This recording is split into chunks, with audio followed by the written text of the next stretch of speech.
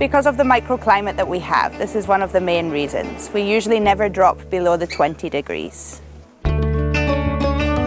It's 12 hectares, the plantation, 120,000 square meters.